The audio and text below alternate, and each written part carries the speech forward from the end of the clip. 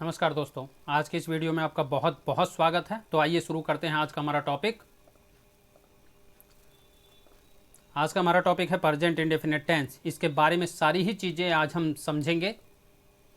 पहले हम इसके बेसिक कॉन्सेप्ट्स को समझ लेते हैं। हिंदी में सामान्य वर्तमान काल या अनिश्चित वर्तमान काल इसे कहा जाता है। इस काल के वाक्य ता है, ती है, ते हैं, ताहूँ आदि में समाप्त होते हैं। यानी हिंदी में जितने भी वाक्य बनाए जाते हैं जिनके अंत में इनमें से कोई भी शब्द आता है उसे प्रेजेंट इंडेफिनिट टेंस का वाक्य कहा जाता है। अब हम इसके सिंपल रूल्स को समझते हैं। Singular subjects he, she, it या नेम या सिंगुलर नाउन क्रिया के फर्स्ट फॉर्म में एस और ईएस को लगाया जाता है। Plural subjects I, we, you, they या प्लूरल नाउन्स के साथ वर्ब की फर्स्ट फॉर्म का प्रयोग करते हैं। सरल शब्दों में कहें तो अगर हमारे सब्जेक्ट ही है, सी है, इट है, किसी का नाम है या सिंगुलर नाउन है, एक वचन की संज्ञा है, तो फिर वर्ब की फर्स्ट फॉर्म में एस या एस को जोड़ दिया जाएगा। अगर हमारे subject I, we, you, they या प्लूरल नाउन है तो वर्ब के अंत में एस या एस को नहीं जोड़ा जाएगा। जिन वर्ब्स के अंत में इनमें से कोई शब्द दे रखा हो तो एस या ईएस को कुछ इस प्रकार से जोड़ दिया जाता है। जैसे गो के अंत में ओ है तो हमने गोज लगा दिया, वॉच में सी एच है तो हमने वॉचिस कर दिया, इसी प्रकार से रिच में सी एच है, रिचिस कर दिया। तो इस तरह से सिंगुलर से प्लूरल बना दिया जाता है। जिन वर्ब्स के अंत में कोई कंसोनेंट यानी व्यंजन दे रखा हो, अंग्रेजी वर्णमाला में ए, ई, आई, ओ, यू इनको वोवल बोला जाता है और इन 5 अक्षरों को छोड़कर बाकी सभी अक्षर को कंसोनेंट बोला जाता है। तो अगर कोई कंसोनेंट आए तो इस प्रकार से सिंगुलर से प्लूरल बनाया जाता है। जैसे हम देखेंगे कि फ्लाई के अंत में वाई आया है तो हमने वाई को रिप्लेस करके आई, ई, एस लगा दिया है। तो फ्लाई का प्लूरल हो गया फ्लाइस, कैरी का प्लूरल हो गया कैरीज, मैरी का प्लूरल हो गया मैरिज।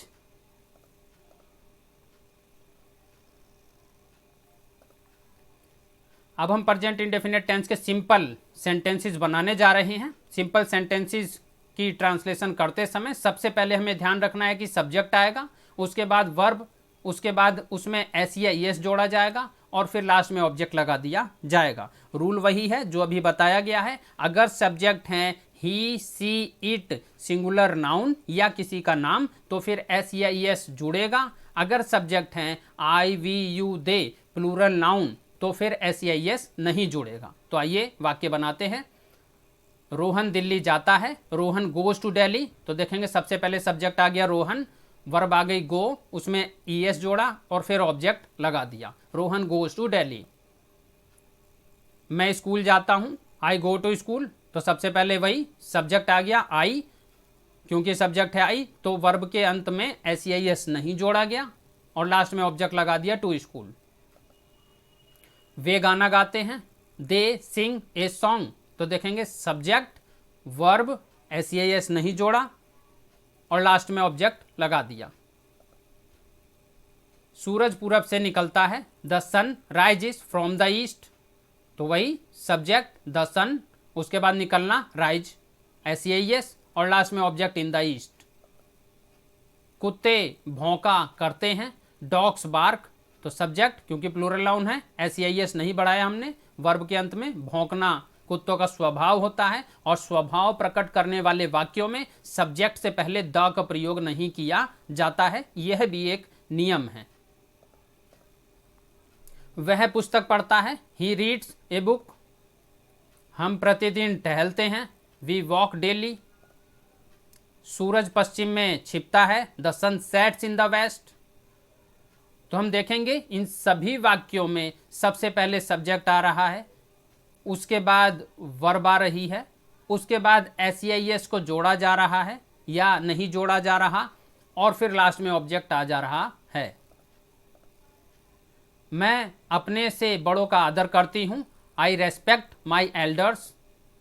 वे प्रतिदिन सैर के लिए जाते हैं, they go out for a walk daily.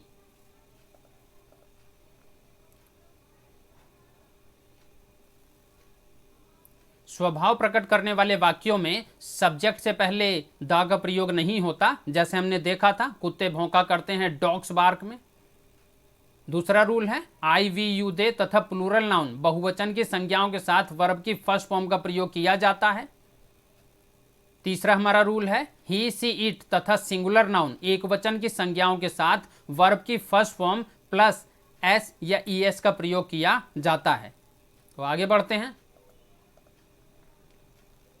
Present indefinite tense, negative sentences हम बनाने जा रहे हैं। नकारात्मक वाक्य अब बनाएंगे। सबसे पहले सब्जेक्ट लगाएंगे, उसके बाद डू या डज में से कोई एक चॉइस हमें करनी पड़ेगी। इसके भी रूल्स हैं। अगर वही सब्जेक्ट है हमारे I we you they plural noun तो हम डू लगा देंगे। अगर सब्जेक्ट है हमारे he she it singular noun तो हम डज लगा देंगे।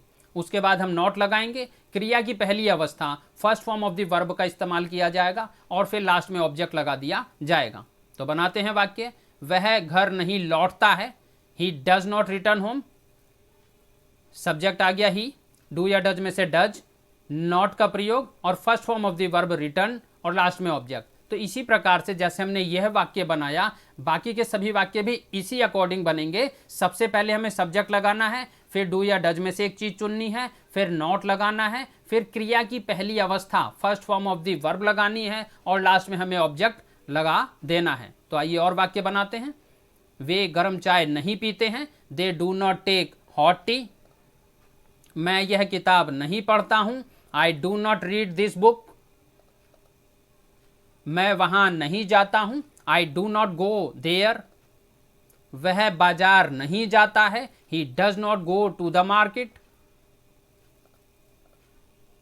तुम अपने माता पिता की आज्ञा नहीं मानते हो, you do not obey your parents.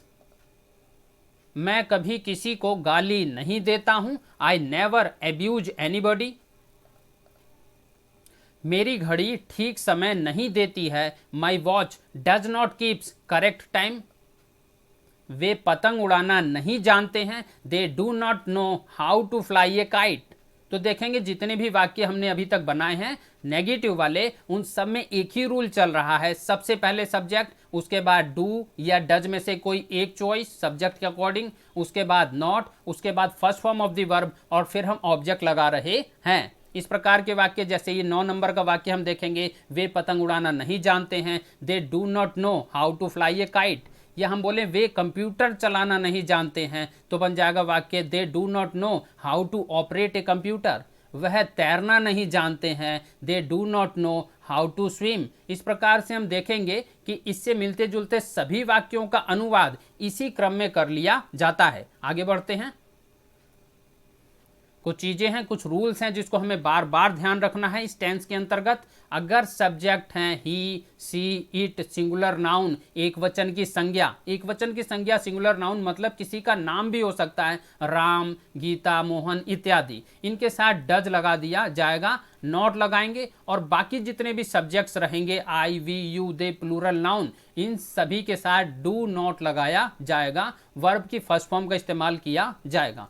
दूसरा रूल है, अगर वाक्य में नेगेटिव वाक्यों में कभी नहीं शब्द आता है तो कभी नहीं के लिए हमें नेवर शब्द का इस्तेमाल करना है और जब कभी भी नेवर लगाया जाएगा तो डू नॉट या डज नॉट में से कोई भी शब्द नहीं लगाना है, केवल नेवर लगाया जाएगा। नेगेटिव में वर्ब के साथ एस नहीं बढ़ता।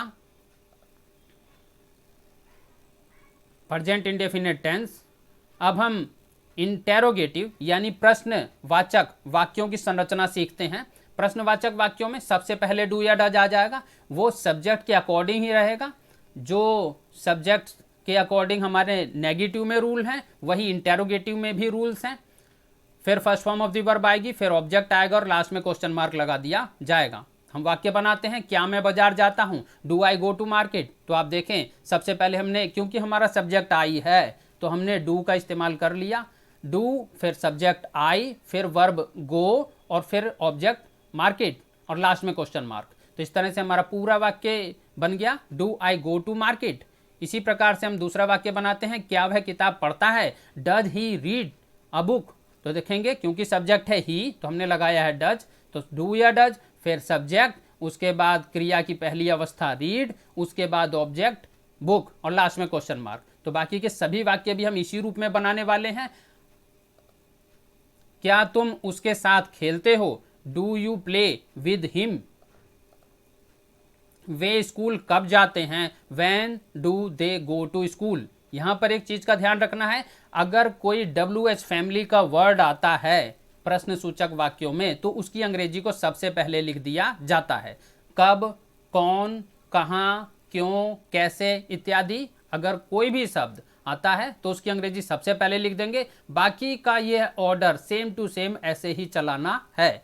तो जैसे हमने कब की अंग्रेजी वैन लगा दी, अब हम बाकी का रूल वैसे ही चलाएंगे। डू या डज में से एक चीज लगा दी डू, क्योंकि सब्जेक्ट है हमारा दे तो हमने डू लगा दिया। अब डू, फिर सब्जेक्ट, फिर वर्ब की फर्स्ट फॉर्म और फिर ऑब्जेक्ट, लास्ट में question mark. When do they go to school? क्या वह क्यों झगड़ता है? Why does he quarrel? वे यहां क्यों ठहरते हैं? Why do they stay here?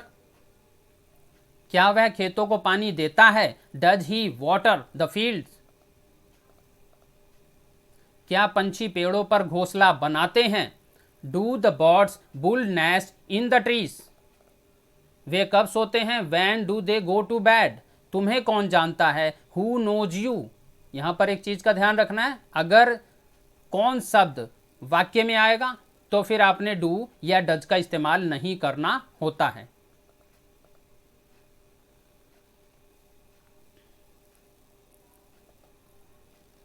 यदि प्रश्नवाचक वाक्यों में सबसे पहले क्या शब्द आए, यदि प्रश्नवाचक वाक्यों में सबसे पहले क्या शब्द आए तो ही, सी, इट और सिंगुलर नाउन के साथ डज और बाकी सभी सब्जेक्ट के साथ डू लगाकर वर्ब की फर्स्ट फॉर्म का प्रयोग करते हैं।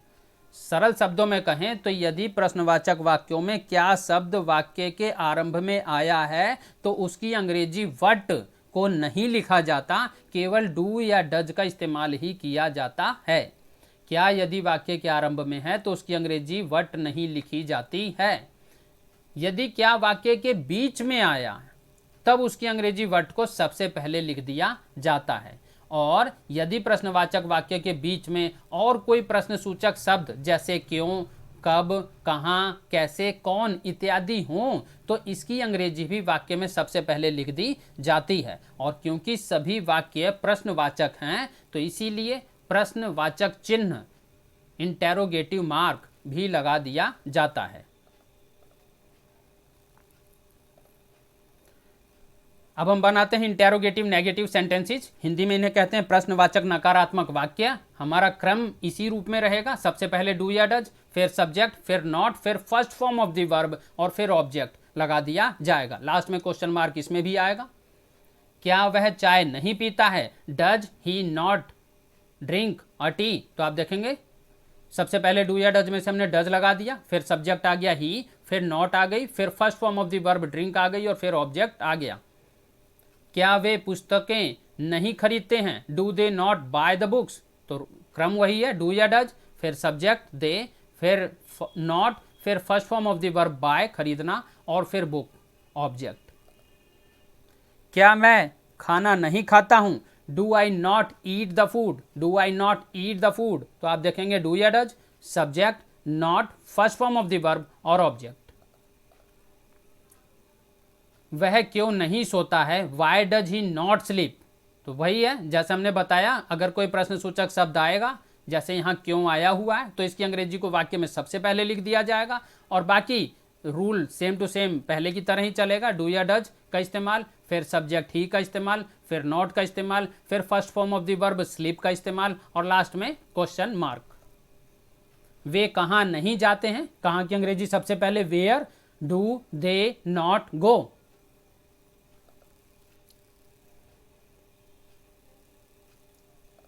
आगे बढ़ते हैं। मैं स्कूल क्यों नहीं जाता हूं? Why do I not go to school? कुछ चीजें हैं जिन्हें बार बार हमें ध्यान में रखना है। हु के साथ डू या डज का प्रयोग नहीं होता, परंतु इंटेरोगेटिव नेगेटिव वाक्यों में डज नॉट का प्रयोग किया जाता है। क्या यदि वाक्य के आरंभ में है तो उसकी अंग्रेजी अर्थात वट नहीं लिखी जाती है। यदि प्रश्नवाचक वाक्य के बीच में क्यों, कब, कहां, कैसे, कौन आदि हो तो इसकी अंग्रेजी वाक्य में सबसे पहले लिख दी जाती है। यहां पर प्रेजेंट इंडेफिनिट टेंस की ग्रामर और रूल्स की स्लाइड्स खत्म है और यहां से हम लोग एक नई चीज शुरू करेंगे, प्रेजेंट इंडेफिनिट टेंस के स्पीकिंग और मोर एक्सरसाइजेस। मतलब जहां हम सीखेंगे कि किस प्रकार से इस टेंस के अंतर्गत आने वाले वाक्यों को बोला जाता है। तो आइए बोलना सीखते हैं।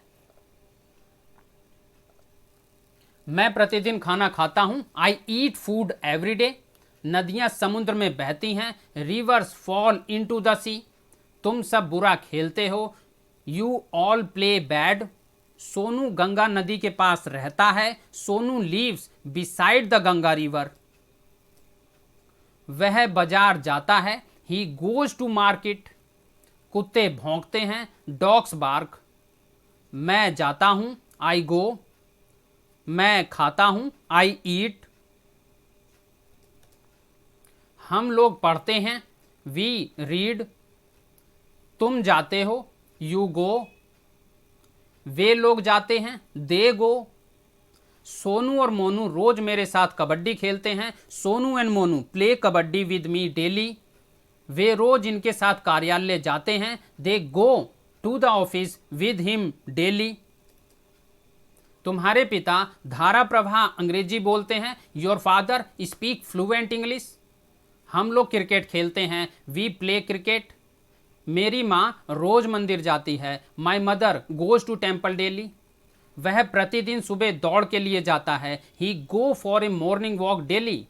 रमेश फुटबॉल खेलता है। Ramesh plays football. रामू फसल बोता है। Ramu sows crop. तुम नींद में चलते हो। You walk in your sleep. मैं रोज यहां आता हूं। I come here daily. लड़के दौड़ते हैं। The boys run. गाय चरती हैं। कॉव्स ग्रेज। राम और श्याम पढ़ते हैं। Ram and Shyam read. वह दिन में कभी झपकी नहीं लेता। He never take a nap during the day time. ये मुर्गियां रोज एक अंडा देती हैं। दीज चिकन्स ले 1 एग डेली। वह हमेशा सच बोलती है। सी ऑलवेज टेल्स द ट्रूथ। वह बहुत बार आता है। He comes very often. Ram आम तोड़ता है। Ram plucks the mango.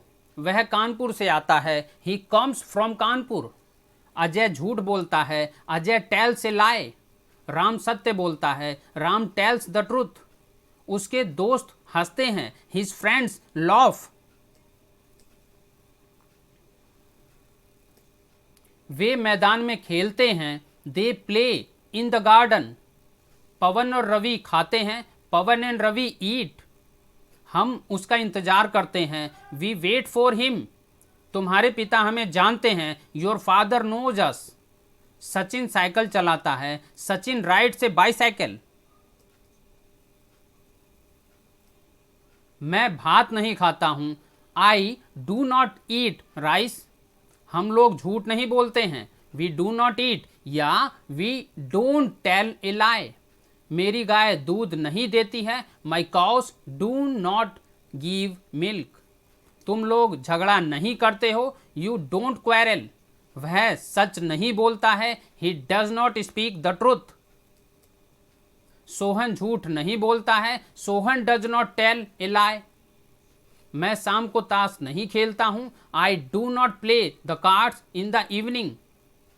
तुम दिन में नहीं सोते हो। You do not sleep in the day. तुम सवाल नहीं जानते। You do not know the question. वह कभी शतरंज खेलना नहीं भूलता। He never forget to play chess. हम नदी में नहीं नहाते हैं। We do not bath in the river. ये लड़के सड़क पर नहीं खेलते हैं। These boys do not play on the road. Ram सत्य नहीं बोलता है। Ram does not speak the truth. लड़का झूठ नहीं बोलता है, the boy does not tell a lie. मेरा भाई नहीं हंसता है, my brother does not laugh. Radha संतरे नहीं खाती, Radha does not eat oranges. वे तुम पर विश्वास नहीं करते, they do not believe you. Kishore Geeta से प्रेम नहीं करता, Kishore does not love Geeta. मेरा मित्र यहां नहीं आता है, my friend does not come here. उसके दोस्त नहीं हंसते हैं, his friend do not laugh. वे शाम को मैदान में हॉकी नहीं खेलते हैं, they do not play hockey in the ground in the evening. वह मेरे साथ विद्यालय नहीं जाता, he does not go to school with me. मैं सुबह ताश नहीं खेलता हूं, I do not play the cards in the morning. मेरे पिताजी संस्कृत नहीं पढ़ाते हैं, my father does not teach Sanskrit. क्या तुम पढ़ते हो, डू यू रीड। क्या तुम्हारे पिताजी चाय पीते हैं, does your father take tea. क्या तुम्हें कुछ चाहिए, डू यू वॉन्ट समथिंग। क्या वह अपनी माँ को प्यार करता है, does he love his mother. क्या तुम्हारा भाई लीलावती में पढ़ाता है, does your brother teach in Lilavati. क्या मैं झूठ बोलता हूं, do I tell a lie. क्या छात्र गाली देते हैं, do student abuse in school. क्या तुम्हारे पिताजी देश की सेवा करते हैं, does your father serve the country. क्या अनिल आगरा में रहता है, does Anil live in Agra. क्या वह प्रतिदिन गर्म पानी में स्नान करती है, does she take bath in hot water every day. क्या घंटी 10 बजे बजती है, does the bell ring at 10। क्या आपको सर्दी लगती है, डू यू फील कोल्ड। क्या लड़कियां पानी में तैरती हैं, do girls swim in water. क्या वे वहां पर ताजा फल नहीं बेचते, do they not sell fresh food there. क्या वह सारा पैसा कपड़ों पर व्यय नहीं करता, does he not spend all his money on clothes. क्या मेरी माँ मुझसे प्यार करती है, does my mother love me very much. Manisha रोज कैसे पढ़ती है, how does Manisha study daily. क्या रोहन बस से आगरा जाता है, does Rohan go to Agra by bus. मैं क्यों जाता हूं, वाई डू आई गो। वह कहाँ जाती है, वेयर डज सी गो। श्याम तुम्हें क्यों बुलाता है, why does Shyam call you. तुम क्या पढ़ते हो, व्हाट डू यू रीड। मेरा भाई क्यों हंसता है, why does my brother loaf. वह किसे ढूंढता है, whom does he search. John पानी में कैसे तैरता है, how does John swim in water. तुम कौन सी किताब पढ़ते हो, which book do you read. आप कहाँ रहते हो, वेयर डू यू लिव। तुम्हारा भाई क्या करता है, what does your brother do. उसके दोस्त कैसे नहीं हंसते हैं, how do his friend not laugh. तुम्हारी माताजी रसोई में क्या पकाती हैं, what does your mother cook in the kitchen. वे सुबह के समय क्या खाते हैं, what do they eat at morning time. तुम किसका घर जानते हो, whose house do you know. Raju कौन सी पुस्तक पढ़ता है, which book does Raju read. Pawan और रवि क्या नहीं खाते हैं, what do Pawan and Ravi not eat. बकरी कितना पानी पीती है, how much water does the goat drink. वह कितनी किताबें रखता है, how many books does he have. वह अपने अभिभावकों से बात क्यों नहीं करता है, why does he not talk to his guardian. Shyam तुम्हें क्यों नहीं जानता है, why does Shyam not know you. क्या सोहन गाना नहीं गाता है, does Sohan not sing a song. कुत्ते क्यों नहीं भौंकते हैं, why do dogs not bark. क्या सुनार अंगूठियां नहीं बेचता है, does the gold smith not sell the rings. Ajay झूठ क्यों नहीं बोलता है, why does Ajay not tell a lie. क्या यह लड़के अपना काम समय पर नहीं करते, do the boys not do their work on time. क्या कमला गाना नहीं गाती है? Does Kamla not sing a song? क्या मोहन इस गली में नहीं रहता है? Does Mohan not live in this street? क्या ड्राइवर इस कार को साफ नहीं करता? Does the driver not clean the car? क्या वह स्कूल में नहीं जाता? Does he not go to school? हम शाम को क्रिकेट क्यों नहीं खेलते हैं? Why do we not play cricket in the evening?